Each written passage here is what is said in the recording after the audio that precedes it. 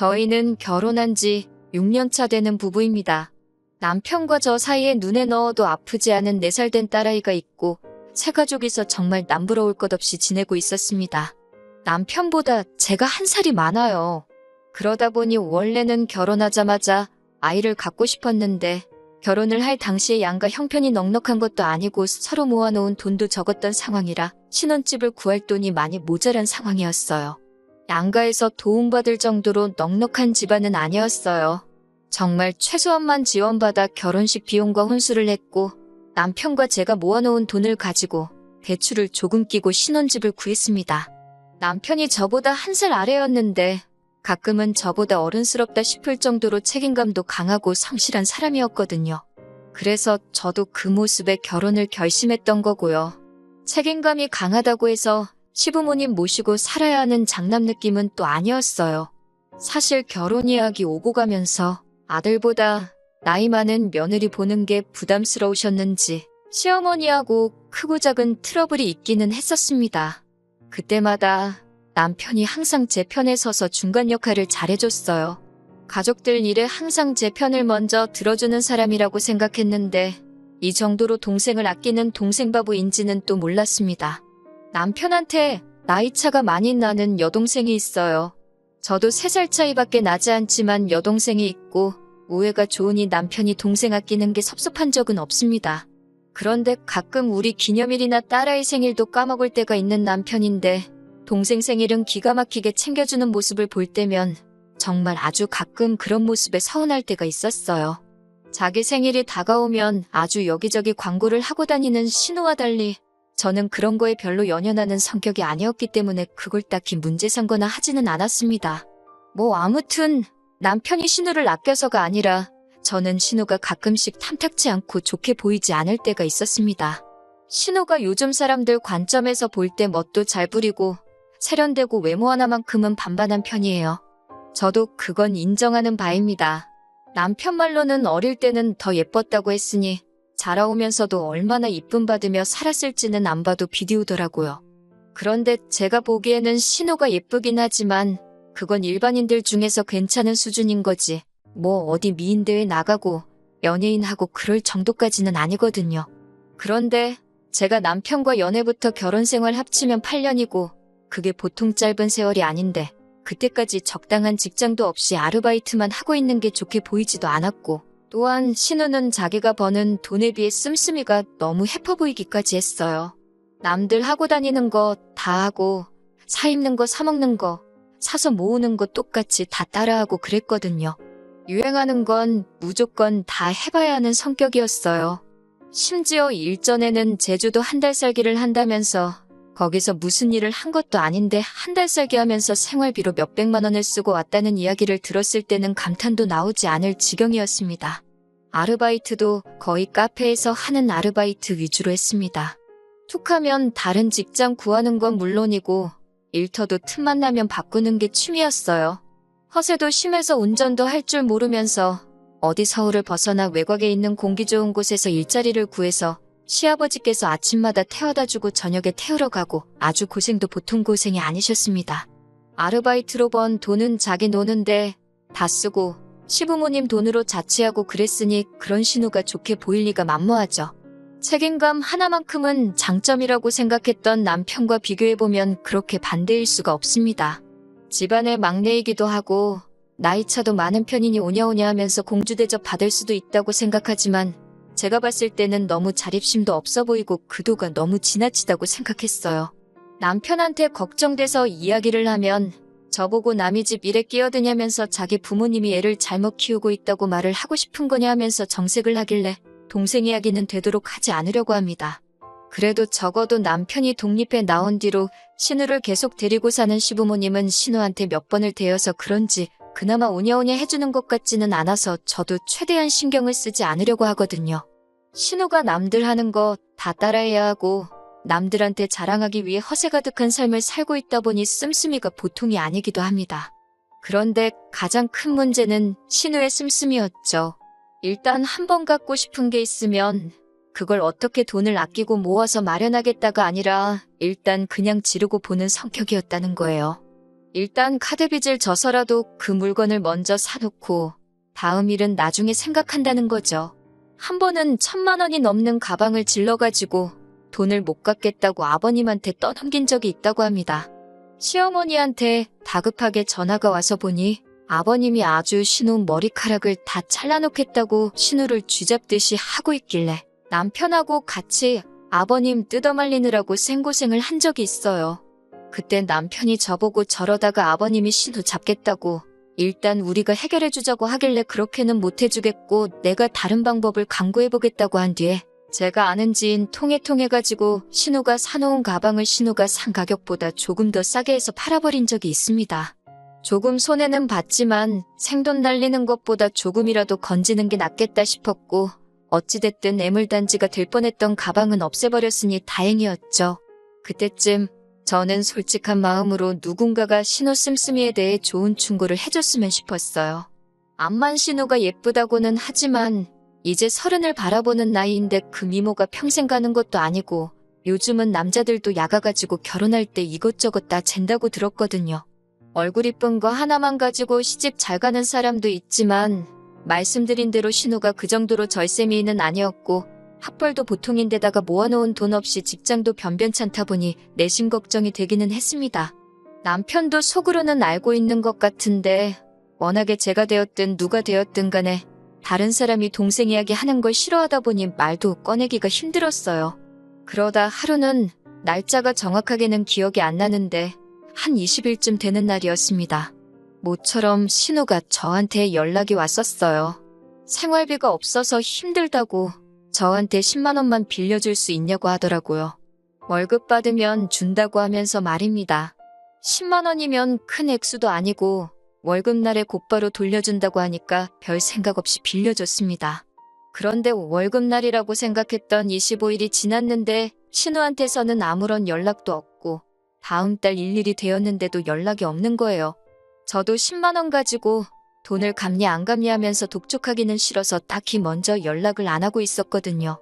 그런데 또 다르게 생각을 해보면 고작 10만 원 가지고 입 싹 닫고 모르는 척 하는 신우가 얄미워서라도 제가 전화를 했습니다.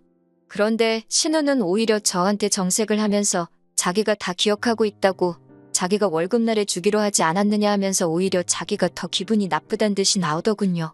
월급날이 지났는데 아무 연락이 없어서 전화한 거다라고 저도 같이 화를 내니 신우가 자기 월급날은 15일이고 아직 한참 남았는데 벌써부터 돈 갚으라고 스트레스를 주냐면서 10만 원 가지고 엄청 유세를 부린다는 겁니다. 전화를 끊고 나서 신우 태도에 열이 받기도 했지만 곰곰이 생각해보니 어이가 없었어요. 신우가 저한테 돈을 빌려간 게 20일경입니다. 생활비가 없다고 10만 원을 빌려갔는데 그 말은 신우가 월급을 받은 지 고작 5일밖에 지나지 않은 상황에 이미 생활비 10만 원이 모자라서 저한테 아쉬운 소리를 했어야 했다는 거잖아요. 아무리 정규직이 아니고 아르바이트로 연명을 하고 있다고 하지만 이제 곧 30이 되는 여자가 뭘 해야지 월급날에서 5일밖에 지나지 않은 상황에 생활비가 없어서 여기저기 돈을 빌리고 다녔어야 했을까요? 솔직히 신우 인생이기도 하고 워낙 남편이 신우 이야기에 발작하듯이 반응하는 걸 알고 있어서 말을 아끼고 있었지만 정말 한 식구인 입장에서 신우 미래가 걱정되어서 아무 말도 하지 않을 수가 없었습니다. 시부모님께 일단 먼저 전화를 드려서 신우의 상황을 이야기했어요.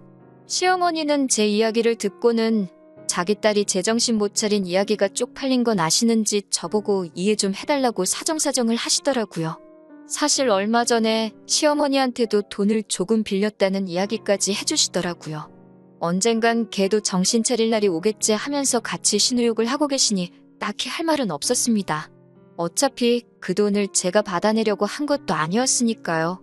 그리고 나서 그날 저녁에 퇴근하고 돌아온 남편에게도 신우와 있었던 일을 이야기해줬습니다. 시어머니 반응과는 다르게 남편은 신우 편을 들면서 저한테 또 정색을 하더라고요.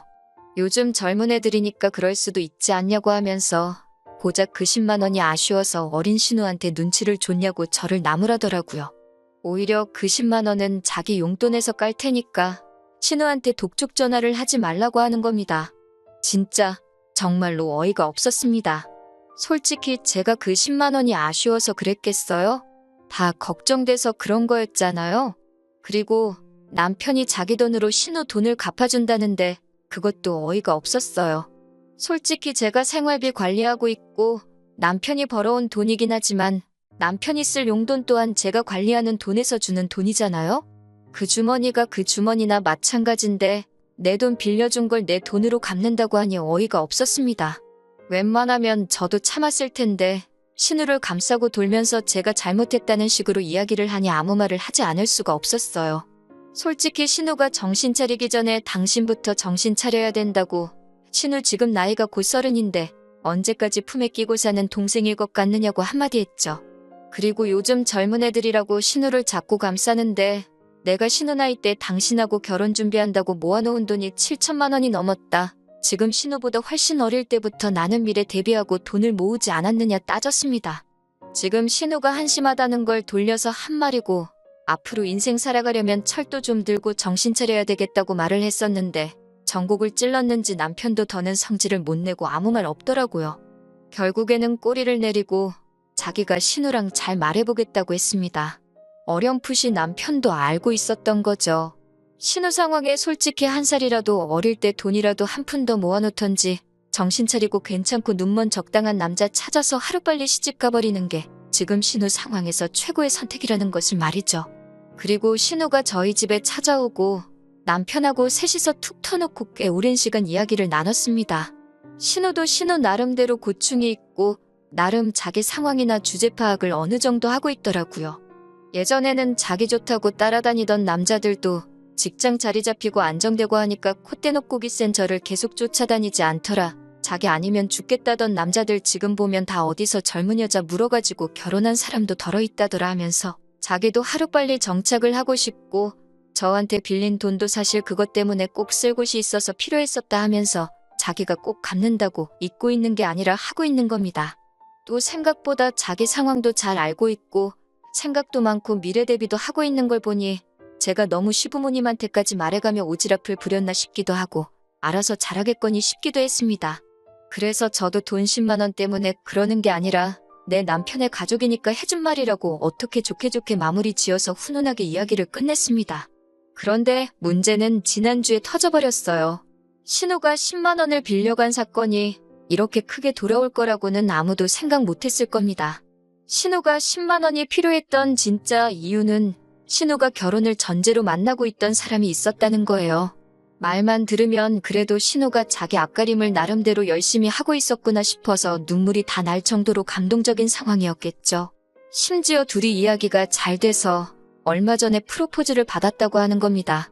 좋은 일이라고 축하해주는 자리인 줄 알고 신우한테 정말 잘됐다 하면서 축하해주고 있었는데 시부모님도 그렇고 남편도 안색이 썩 좋아 보이지는 않았어요. 무슨 일인가 싶었는데 결국 나오는 이야기는 돈 이야기더군요. 신우가 모아놓은 돈이 한 푼도 없는 게 문제라는 겁니다. 그게 무슨 말이냐고 설마 그 남자가 신우 상황도 모르고 프로포즈를 한 거냐고 물어봤어요. 이야기를 점점 듣고 실상을 알고 나니 정말 어이가 없어서 웃음도 나오질 않더군요. 신우가 그 남자하고 결혼을 하기 위해서 보통 허세 아닌 허세를 부려서 일이 커졌던 겁니다. 신우가 별다른 직장도 없이 아르바이트만 전전하고 있는 걸 시부모님이 신우한테 카페를 하나 차려주기로 했고 신우는 부모님한테 인정받을 때까지 바닥부터 구르면서 일을 배우고 있는 상황이라고 포장을 했던 거예요. 그 와중에 시부모님이 숨겨놓은 재산이 얼마다 하는 거짓말은 기본이고 자기도 젊을 때 모아놓은 돈이 몇 천만 원은 돼서 지금은 그냥 인생 공부하는 마음으로 아르바이트를 하고 있다 하는 안 해도 되는 거짓말까지 보태버린 거죠. 그러니까 당연히 그 남자는 신우의 반반한 외모도 외모지만 신우 씀씀이나 여행 다니고 하는 사진만 보고 쓸 거 다 쓰고 하고 싶은 거 다 하고 다니면서 모아둔 돈도 있고 집도 잘 사는 꿈이 있는 여자로 받아들인 거예요. 말만 들으면 얼굴 이쁘겠다, 돈 많겠다, 꿈도 있고 능력도 있겠다. 세상에 이만한 여자가 또 없을 정도로 좋은 여자처럼 들렸을 테니까요. 그러면서 자기가 개념 있는 여자인 척을 하려고 한 끼에 몇십만 원씩 하는 레스토랑 가서 계산도 척척 했던 거고 그러니 당연히 생활비가 모자라서 저한테 10만 원을 빌렸던 거였고요. 문제는 그 거짓말이 계속 꼬리에 꼬리를 물어서 걷잡을 수 없이 커진 거고 결혼 이야기가 오가고 상대방 부모님한테 벌써 인사까지 드린 이 상황에 그쪽 집에서는 신우의 거짓말을 진실로 찰떡같이 믿고 있는 상황인 겁니다. 시아버지가 또 그 말을 듣자마자 뒤집어져가지고 아주 정신머리를 고쳐놓으신다고 밖에 못 나가게 또 머리를 홀랑 잘라버려야겠다고 부엌에서 가위 들고 나오시는데 신우 자초지종을 듣고 나니 이번엔 저도 아버님을 말릴 이유가 없다는 생각이 들었어요. 차라리 신우가 이번 사건으로 정신 고쳐먹고 못해도 머리가 다시 길어나올 2년 정도만 열심히 일을 해서 돈을 모으면 그래도 적당한 곳에 시집갈 만큼은 모으지 않겠나 하는 생각이 들었고 다 이게 신우가 스스로 판부덤이라고 생각했어요. 아버님이 난동을 부리기 시작하니 남편이 또 왜 그러시냐며 아버님을 붙잡는데 이번에는 제가 가만히 구경만 하고 있었습니다. 그런데 아버님이고 남편이고 이번에는 가만히 있는 저를 보고 뭔가 잘못돼가고 있다는 듯이 지금 자기 안 말리냐, 우리 아버지 안 말리냐 하는 식으로 제 눈치를 보더라고요. 막상 가위까지 들고 나온 아버님도 저번에 1000만원짜리 명품 백대는 저랑 남편이 둘이 달라붙어도 떼어놓기가 힘들 정도로 난동을 부리셨었는데 이번에는 제 눈치를 슬쩍 보시다가 아버님 혼자 안정을 되찾고는 자리에 슬쩍 앉으시더라고요. 그때부터 괜히 아버님이 혹시 나보고 보라고 쇼를 하고 있는 건가 하는 촉이 들기 시작했습니다. 아니나 다를까 아버님이 굉장히 진정이 된 말투로 그래도 제 시집은 보내야지 않겠냐 하면서 머리를 자를 수는 없지 하고 마시더라고요. 그러더니 신우한테 남편 될 사람에 대해서 한번 읊어보라 시키더군요. 신우 말에는 뭐 해외 유학을 다녀왔고 지금은 회계사 준비하고 있고 회계사가 되기만 하면 연봉이 1억으로 시작하고 어쩌고 저쩌고. 듣다 보니까 그 결혼할 남자 집안이 얼마나 대단한지는 모르겠지만 지금 적당한 직업도 없이 시험 준비하고 있는 사람으로 들렸어요. 신우가 그 남자에 대한 설명이 끝나니 시아버지께서 한숨을 푹푹 쉬면서 그래도 앞날은 튼튼한 사람이구나 하면서 어떻게 그런 남자를 만났느냐 하면서 슬쩍 제 눈치를 보시더라고요. 안 좋은 촉 때문에 저도 말을 아끼고 있었습니다. 제가 아무 말도 없으니 이번엔 시어머니가 나서서 결국 저를 이 자리까지 부르고 신우 머리까지 잘라버린다고 아주 생쇼를 하던 이유를 말하시더군요. 안 들키게 애써 돌려 말하시는데 연기하고 있다는 게 다 티가 났어요. 카페 하나 차리는데 돈이 얼마가 드냐, 그거 하나만 차려주면 시집갈 수 있는 거냐 하시더라고요. 그때 딱 알았습니다. 이참에 신우 시집 보내려고 카페 하나 차려주고 싶은데 돈이 모자라니 저희한테 손 벌리려고 저까지 이 자리에 불렀다는 걸 말이죠. 그리고 거기에 아버님이 신우를 죽일 듯이 달려들면 제가 그 명품 가방 사건 때처럼 어떻게든 그 돈을 융통해 줄 거라고 계산을 했던 거예요. 지금도 똑같이 아버님이 신우를 죽이네 살리네 쇼를 하고 있으면 당황한 제가 어떻게 상황 뜯어말리며 신우 카페 차릴 돈을 턱 내놓지 않겠냐는 계산이었던 거겠죠. 그래서 아버님한테 가위를 다시 드리면서 신우 머리카락을 아주 잘라버리는 게 좋겠다고, 이거는 카페를 차려준다고 되는 일이 아니라고 했습니다. 돈 버는 거 말고는 다른 거 생각도 못 나게 아주 혼쭐을 낸 다음에 정신 차리게 만들어서 신우 스스로 돈 모아서 시집갈 사람 찾게 만들어야 한다고요. 아버님이 쩔쩔매시길래 제가 가위를 뺏어들어서 정 모하면 제가 머리를 대신 잘라드릴까 했죠. 제가 예상 외의 반응으로 나오니 온 가족이 당황을 하더라고요. 그러더니 태도를 바꿔서 신우가 결혼할 사람 집구석이 어떻고 사실 좋은 기회이지 않냐 그러길래 그 집에 진짜 금송아지가 있는지 우리가 알게 뭐냐고, 저도 시집 올 때 신우가 이렇게 모질이인 줄 몰랐지 않느냐고 한마디 했어요. 말 맞다나 그 남자가 지금 시험 준비한다는데 제 눈에 안경이라고 그렇게 훌륭한 사람이 설마 신우를 진짜 신부감으로 생각하겠냐고, 뭔가 구려도 보통 구린내가 나는 게 아니지 않냐고 한마디 했죠. 신우 표정이 잔뜩 일그러지더군요. 그러니 동생이면 죽고 못 사는 남편이 상대를 잘못 알고 저한테 성질을 내기 시작하는 겁니다. 자기가 외벌이하면서 버는 돈이니 제가 관리하는 돈이라도 자기 돈이나 마찬가지라고, 그러니 자기는 곧 죽어도 지 돈으로 신우한테 카페를 차려주고 신우 시집을 보내야겠다고 선언을 하더라고요. 어디 그 돈은 네 혼자 벌었냐고, 신혼집 대출 끼고 구하는 것부터 어디로 할지 결정하는 것까지 전부 누가 했는지 기억 안 나냐고 따졌죠. 그리고 정 네 동생 시집을 보내야겠으면 네 돈으로 보내라고, 나는 그 꼴을 못 보겠으니 이혼을 해야겠다 했습니다. 재산은 정확하게 딱 반을 갈라주겠지만 재판 결과에 따라선 나는 양육권도 양육비도 전부 받아낼 거고 위자료도 청구할 테니 그렇게만 알라고 했어요. 남편이 결국 지 동생을 택하고 얼마 안 되는 돈이라도 가져가려고 한 게 반전이라면 반전이겠네요. 이혼 사유가 결국엔 우리 재산을 신우에게 주자는 거나 마찬가지였으니 하탄의 사유 또한 남편에게 있었고 다행스럽게도 양육권 또한 제가 다시 직장을 갖는다는 조건으로 가져올 수 있었고 위자료도 받아낼 수 있었어요. 차라리 잘 되었습니다. 평생을 아끼고 살아봐야 지가족, 특히 신우 일에 발벗고 나서서 있는 돈 없는 돈 털어줄 남편이었다면 차라리 없는 게 더 나으니까요. 6년 세월이 허무하기도 하지만 지나간 과거를 후회해서 뭐 하겠습니까? 앞으로 저에게 주어진 것 감사하며 제 삶을 살아야겠습니다. 안녕하세요. 반년 전쯤에 신우 시집 보낸다고 이혼하게 된 사연 보냈던 쓰니입니다. 오랜만에 다시 인사를 드리는데 너무 깨소금 같은 소식을 듣기도 했고 제 근황을 궁금해하셨던 분들도 계셔서 이렇게 후기를 적게 되었어요. 별 이야기는 아닙니다. 재산분할도 마무리 지었고 결국 남편 쪽은 그 돈 가지고 어떻게 신우 시집을 보냈는가 봐요. 집안에 돈이 좀 있다니 그 돈을 해줘서 신우 시집 보내놓고 어떻게 그쪽에 빌붙을 심산이었나 보죠. 문제는 그렇게 결혼시켜놨는데 지금 벌써부터 이혼이기는 어쩌네 한다는 거예요. 신우가 카페 아르바이트 경력이 길기는 한데 그게 진짜 카페가 좋아서 한 게 아니었으니 운영 전반적인 부분에 대해서는 정말 아무런 지식이 없었던 거예요. 그런데도 신우는 컨설트 같은 거 하나 받지 않고 지 혼자 할 수 있다고 까불고 다니다가 돈이 줄줄 새는지도 모르고 카페를 몇 달 동안 굴렸다고 하는 겁니다. 벌써 카페는 적자는 적자대로 나고 있고 모자란 돈은 다 빚을 내서 한 건데 매출이 안 나오는데 그 돈을 갚을 방법이 없던 거죠.